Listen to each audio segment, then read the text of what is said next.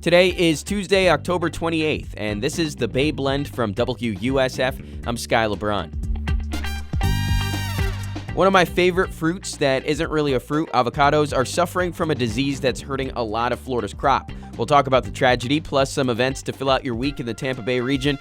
But first, the news.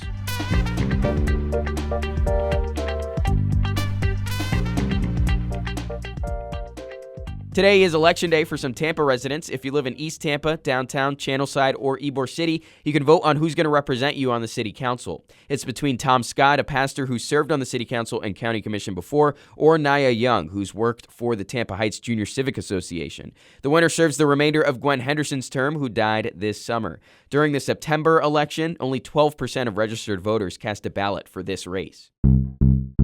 Hurricane Melissa grew to a Category 5 and is set to hit Jamaica today. Andrew Ashmead owns 4 jerk cut restaurants in Tampa. He was just visiting family on the island last week. A hurricane or a storm was the last thing on my mind. I was admiring the beauty of the island, and I was just thinking how much I miss being there. Ashmead's sister has already lost power before the storm even hit. Joshua Shirley is with USF's Jamaican Alliance movement. He's asking people to help out. We've never seen a hurricane or a disaster of this caliber. And I do think the recovery process will be difficult. That's why we're reliant on the support of people from other countries that can really make an impact. Jamaica hasn't seen direct landfall of a hurricane stronger than a Cat 3. Shirley set up a recovery fund you could check out at WUSF.org. 6 Hillsborough County officers were fired after someone else wrote academic papers for them. Sheriff Chad Chronister says an investigation found the scandal involved 2 colonels, 3 captains, and a former chief deputy. What occurred here was not about a lack of ability or care.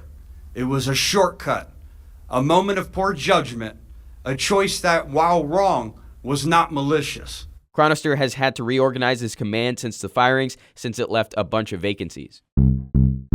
Wilkinson Elementary in Sarasota will expand to become a K-8 school instead of getting shut down or repurposed, which was on the table. Jody Osceola has 3 kids at the school, and she's been vocal about saving Wilkinson. What an emotional roller coaster, but this is the best news we could have asked for. We get more kids, we get more funding, we get more possibilities. Wilkinson was not one of the schools that got a letter that a charter school could be moving in, even though it has space for 400 more students. Do you love a good avocado? It's like nature's butter in my eyes. You could have it on toast with some rice and beans, as God intended it, or just by itself. I do that sometimes, don't judge. Well, right now there's an infection that's screwing up Florida's avocado crop, and it's truly a catastrophe. WUSF's Emma Brisk has been covering this story. Emma, why have Florida's avocados been forsaken with this horrible disease? Who's the culprit in all this? Yes, so the disease is called the sunblotch viroid. It's a very small disease that goes subtle and hard to detect. It can spread through even gardening tools that you're using or the seeds of the infected plant and even bees that are spreading the pollen. The viroid can crop the reduced yield of 80%. Making a lot of the avocados weakened and deformed and a lower quality. So UF researchers from the Plant Diagnostic Center, like Roman Gassis, say this can really affect Florida's avocado trees. We are going to see the effect of the viroid, making that fruit not sellable. And so we want to prevent that. We want to give caution to these propagators to test their mother trees so, we can start with clean material. Wow. So, Emma, is there any current way that you can prevent this from happening to your avocado tree or just a way that you could detect that it's already happened to your avocado tree? So, Sky, there's really no prevention or any cure. Damn. The only thing that you can do is try and clean your tools that you're using and just detect it early. And if your avocado tree is already infected, you have to take it all the way to Gainesville to the UF Plant Diagnostic Center.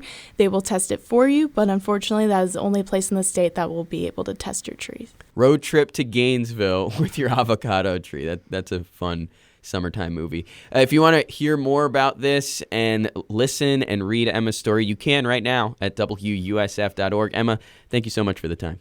Thank you.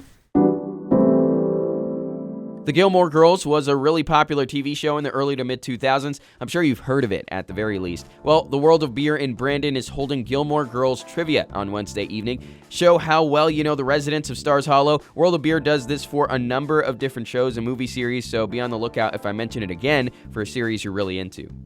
On Water Street in downtown Tampa Wednesday night, you could head over to Whispers After Dark. As the nighttime falls, things are going to get spooky. There's going to be ghost dancers in the street, which I'm hoping are just actors dressed as ghosts, plus scary visuals and performances. It's free and open to the public unless you're trying to spend a little dough. There's a tasting experience with 10 different stops along waters you could buy with things like espresso martinis and macaroons. What's spookier than a macaroon?